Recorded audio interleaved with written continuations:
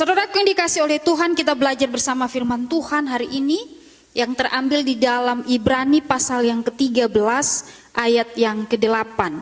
Ibrani pasal yang ke-13 ayat yang ke-8. Firman Tuhan berkata, Yesus Kristus tetap sama, baik kemarin maupun hari ini dan sampai selama-lamanya. Yesus Kristus tetap sama, baik kemarin maupun hari ini dan sampai selama-lamanya. Tema yang saya berikan hari ini adalah konsisten.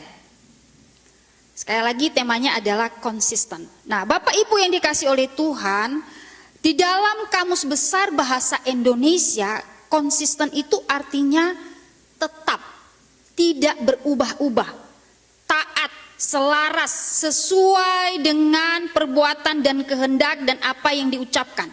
Kemantapan, berdiri dengan kokoh. Itu dari Kamus Bahasa Indonesia. Tetapi dari kamus yang lain yaitu Oxford, dia berkata begini, konsisten itu adalah tindakan yang sama yang dilakukan berulang-ulang dari waktu ke waktu dan tidak mengandung kontradiktif. Kemudian dia katakan juga disepakati, ada kata sepakat di dalam melakukan sesuatu. Itu di kamus Oxford. Kemudian di Cambridge dikatakan begini, konsisten itu adalah sebagai suatu kesepakatan memiliki prinsip yang sama. Nah, itu konsisten. Nah, artinya apa Bapak Ibu? Bahwa konsisten itu adalah sesuatu yang dikerjakan dari waktu ke waktu berulang-ulang. Dan itu dilakukan sesuai dengan kesepakatan dan memiliki prinsip yang sama. Nah, kalau kita belajar firman Tuhan hari ini ketika firman Tuhan berkata, Yesus itu sama, tetap sama kemarin dulu sampai selamanya. Sebenarnya ini berbicara tentang konsistennya Yesus dalam hidupnya. Apa yang konsisten dalam hidup Yesus? Yang pertama, dalam kuasanya. Yang kedua, pribadinya. Yang ketiga, janjinya. Jadi ketiga hal ini Yesus selalu konsisten. Dalam kuasanya ketika kalau kita belajar melihat bagaimana Yesus melayani di bumi, Yesus itu tidak pernah berubah Bapak Ibu. Kuasanya itu tidak pernah berubah. Tetap sama. Ketika dia menyembuhkan orang sakit, dia menggunakan kuasa yang Tuhan Bapa yang berikan kepadanya. Dia lakukan itu sepanjang hidupnya, tidak ada yang berubah. Einstein berkata begini, yang tetap di dunia ini adalah perubahan. Dunia terus akan berubah sesuai dengan perkembangan zaman, termasuk manusia pun bisa berubah. Jadi perubahan itu bisa terjadi dalam hidup manusia, tetapi Yesus tidak pernah akan berubah. Yang tidak berubah adalah janjinya, kuasanya, pribadinya. Nah, ketika Yesus menyembuhkan orang sakit, dia menggunakan kuasa yang dia punya itu tidak akan pernah berubah Bapak Ibu. Tetap itu selamanya. Bahkan sampai sekarang ini itu kuasa Tuhan tetap ada. Yang kedua, pribadinya yang humble, yang rendah hati, tidak memilih suku apa, dari daerah mana, dia tidak melihat warna kulitnya, dia tidak melihat status sosial orang, pribadinya selalu humble, dia merendahkan hatinya di hadapan Tuhan dan di hadapan orang, bagaimana supaya hidupnya bisa diterima. Itu pribadi Yesus. Kalau kita bicara soal pribadi Yesus Bapak Ibu, tidak akan pernah habis sampai kesudahan. Karena mengapa? Dia adalah teladan yang sempurna. Yang ketiga dari segi janjinya Tuhan. Ketika Yesus berkata, aku menyertai engkau sampai akhir zaman, itu tidak akan berubah. Itu akan tetap sampai selamanya. Jadi janji Tuhan itu tidak akan pernah berubah. Kalau kita sering berubah Bapak Ibu, kalau kita berjanji sama Tuhan, Tuhan hari ini aku mau baca Alkitab 1 hari 5 pasal. Oh, udah doa sungguh-sungguh, Tuhan aku komitmen baca Alkitab 5 pasal 1 hari. Itu bisa lewat loh. Itu bisa kita tidak jalani itu 1 hari 5 pasal. Itu bisa lewat aja, maaf Tuhan karena tadi saya sibuk, A, B, C, D, banyak alasan. Manusia janjinya kadang-kadang itu tidak ditepati. Tapi janji Tuhan itu tetap ada dan itu ditepati oleh Tuhan. Nah Bapak Ibu yang dikasihi oleh Tuhan, ayat ini mengajarkan kepada kita bahwa konsistensinya Tuhan Yesus itu tidak pernah berubah. bahwa Yesus itu tidak dipengaruhi oleh keadaan. Yesus itu tidak dipengaruhi oleh situasi. Yesus itu tidak dipengaruhi oleh zaman. Tetapi dia mempengaruhi zaman, dia mempengaruhi situasi, dia mempengaruhi keadaan. Supaya apa? Supaya manusia percaya kepada Yesus. Jadi Yesus itu tidak terkontaminasi dengan hal-hal dunia, tidak. Dia juga tidak berubah karena zaman berubah. Justru dia yang merubah semua itu, bagaimana supaya zaman yang tidak baik menjadi baik. Bagaimana situasi yang tidak baik menjadi baik. Bagaimana situasi yang tidak kondusif dia buat menjadi kondusif. Salah satu contoh yang dituliskan Alkitab ketika Pilatus dan Herodes tidak punya hubungan yang baik. Katakanlah mereka bermusuhan.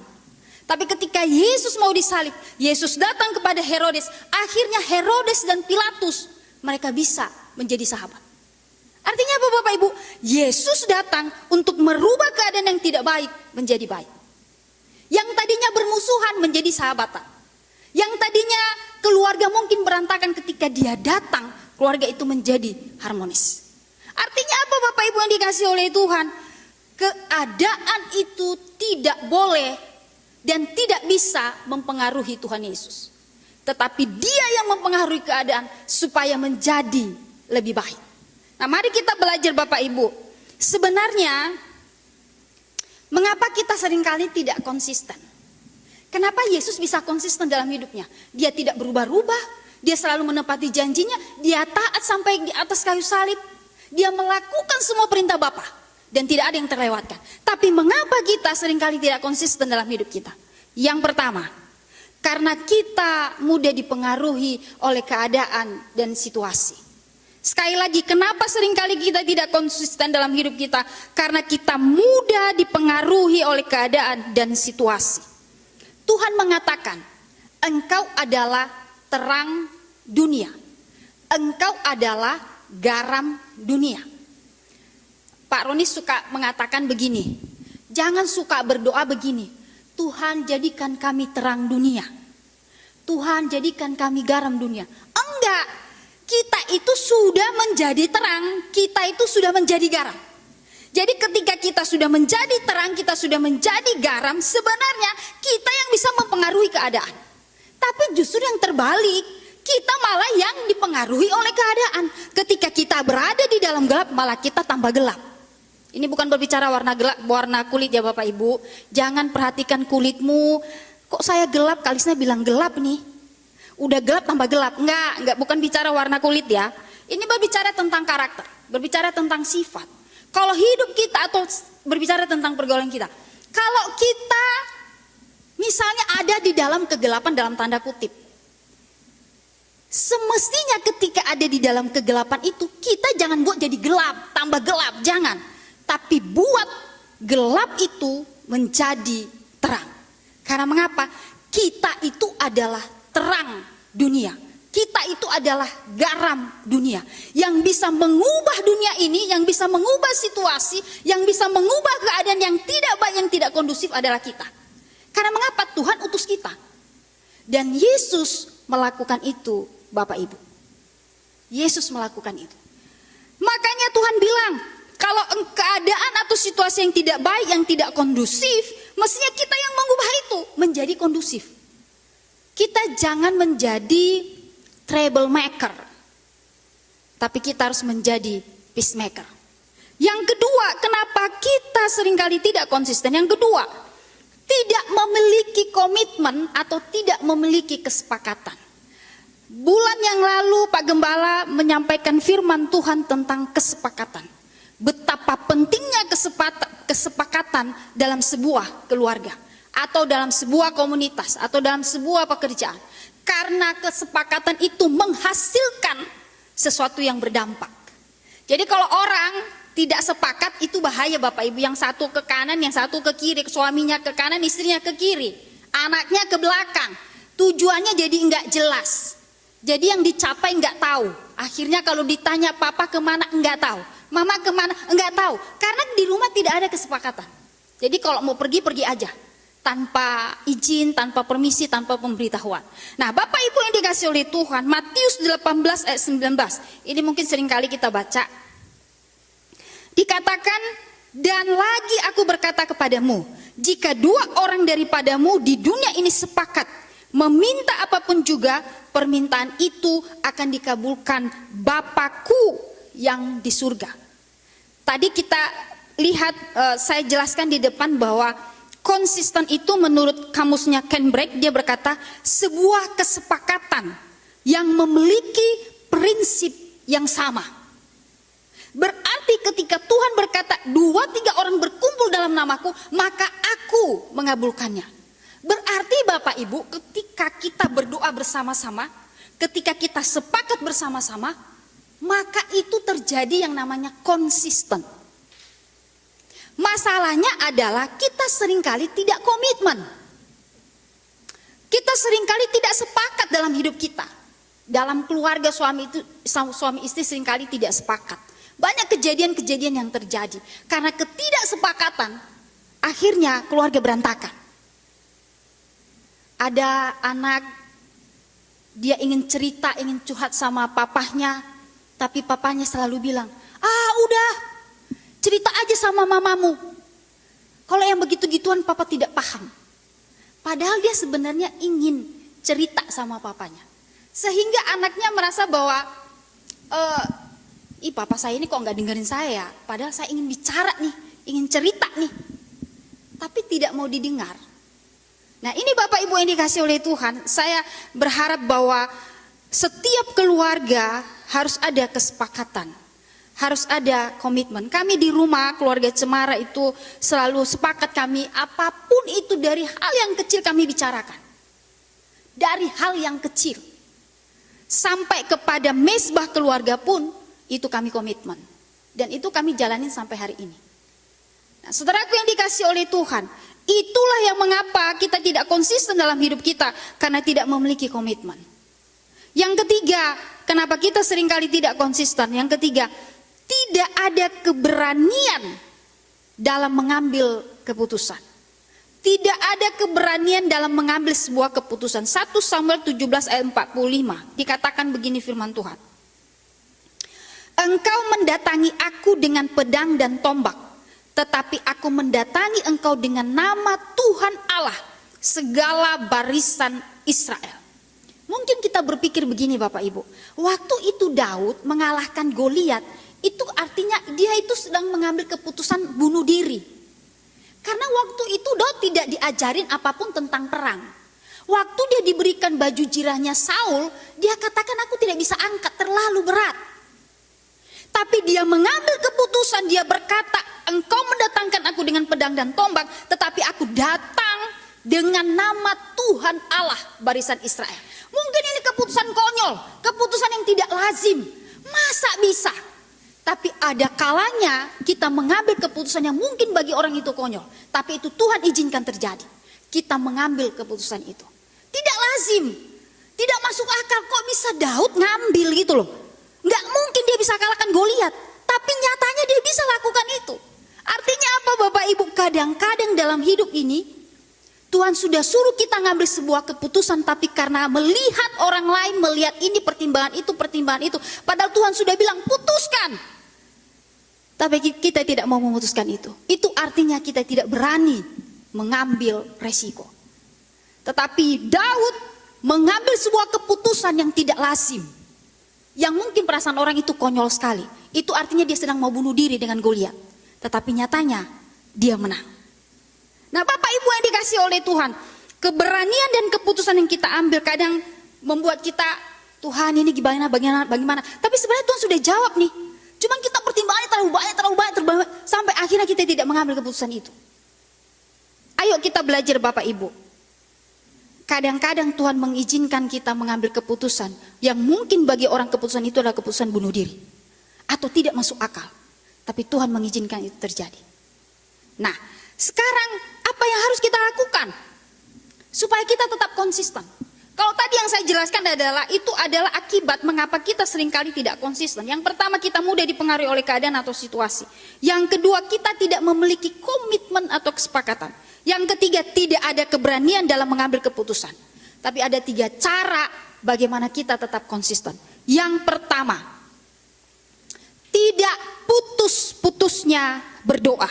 Tidak putus-putusnya berdoa. Di dalam Efesus 6 ayat 18 dikatakan, dalam segala doa dan permohonan berdoalah setiap waktu di dalam roh, dan berjaga-jagalah di dalam doamu itu dengan permohonan yang tak putus-putusnya untuk segala orang kudus. Saudaraku yang dikasihi oleh Tuhan, yang pertama supaya kita tetap konsisten dalam hidup kita ini seperti Tuhan Yesus, yang pertama tidak putus-putusnya berdoa. Dan Yesus pun melakukan hal yang sama.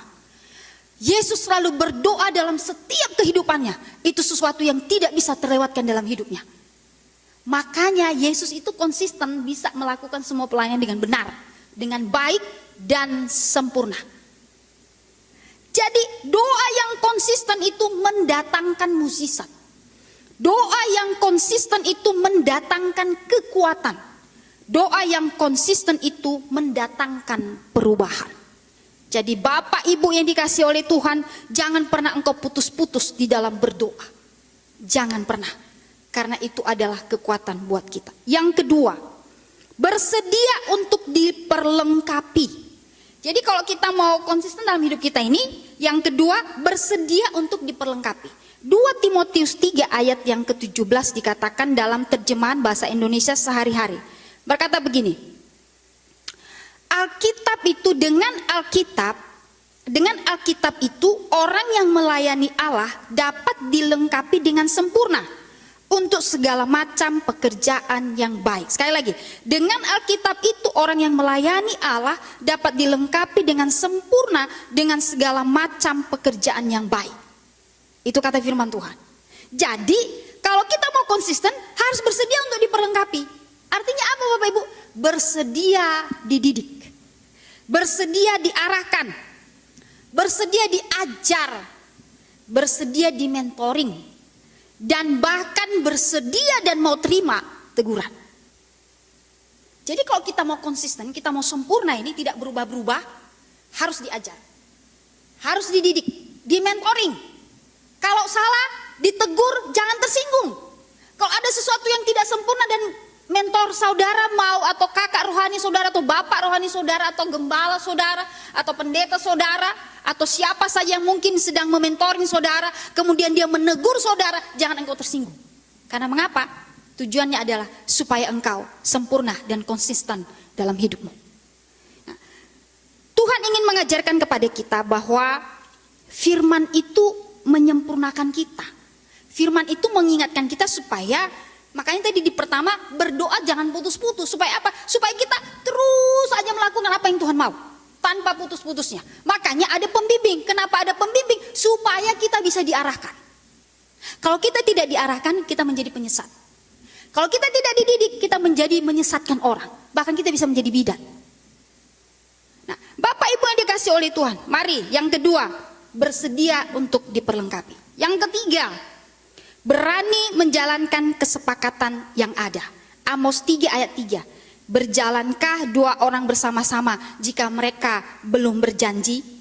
Jadi ada kesepakatan nih, bicara-bicara, ngomong-ngomong, lalu kita sepakati, kita komitmen, kita mau lakukan, kita mau kerjakan misalnya, gitu ya. Jadi itu harus dikerjakan, karena hanya satu orang berarti tidak ada kesepakatan. Harus lebih dari satu orang baru ada kesepakatan. Makanya firman Tuhan berkata, tidak mungkin orang berjalan sendiri kemudian dia janjian tapi hanya dia sendiri, nggak bisa. Dia harus janjian dengan orang yang lain sehingga mereka boleh berjalan bersama-sama. Saya mau katakan kepada Bapak Ibu ini dikasihi oleh Tuhan, ada kekuatan yang besar ketika manusia sepakat, sehingga apapun yang mereka kerjakan dibuat berhasil oleh Tuhan. Sekali lagi saya katakan, ada kekuatan yang besar ketika manusia sepakat, sehingga apapun yang dilakukan itu berhasil. Jadi ketika ada kesepakatan, maka pasti ada unity dan power. Sekali lagi saya katakan, ketika ada kesepakatan, pasti ada unity dan ada powernya. Makanya semua yang kita kerjakan dibuat berhasil oleh Tuhan. Jangan gampangkan kata sepakat, karena itu sangat penting sekali dalam hidup kita. Ketika Allah menciptakan alam semesta ini, dan ketika Yesus Kristus datang ke dunia ini, Allah Trinitas yang ada di surga, mereka sepakat mengutus Yesus Kristus untuk menjadi penyelamat di dunia ini. Jadi Bapak Ibu yang dikasih oleh Tuhan, saya simpulkan firman Tuhan hari ini. Yang pertama, doa yang tidak berhenti memampukan kita untuk memiliki sikap hidup yang konsisten. Jadi mulai belajar hari ini Bapak Ibu, kalau kita sudah komitmen 1 hari 5 pasal, bacalah itu 5 pasal. Kalau kita sudah komitmen, kita sudah sepakat, setiap malam atau setiap pagi atau setiap siang ada mesbah keluarga, ada mesbah doa, kerjakanlah itu. Kalau kita sepakat, gerejaku, aku mau melakukan sesuatu yang besar untuk gerejaku, dan aku mau komitmen, lakukanlah itu. Tanpa henti-henti, dengan konsisten. Jangan pernah engkau berubah. Kalau yang jahat, yang tidak baik, berubahlah. Tetapi apa yang engkau lakukan yang berkenan kepada Tuhan, jangan pernah itu berubah. Tapi justru engkau tingkatkan. Yang kedua, setiap orang yang diperlengkapi mampu menjalankan kesepakatan. Setiap orang yang menjalankan, yang diperlengkapi, mampu menjalankan kesepakatan. Bapak Ibu yang dikasih oleh Tuhan, mari kita merenungkan firman Tuhan hari ini. Ingat bahwa konsisten itu membutuhkan komitmen. Dan komitmen itu membutuhkan kesepakatan. Semakin engkau komitmen, semakin engkau sepakat, maka hidupmu akan terus konsisten di dalam Tuhan. Dan engkau tidak akan pernah berubah. Kecuali engkau meninggalkan Tuhan, mungkin engkau akan berubah. Tetapi kalau engkau tidak meninggalkan Tuhan, engkau tetap setia kepada Tuhan, maka hidupmu terus akan konsisten. Dan itu bisa menjadi berkat bagi banyak orang.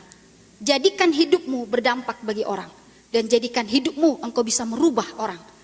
Memang Roh Kudus yang merubah, tetapi Roh Kudus menggunakan kita untuk bisa menjadi berkat.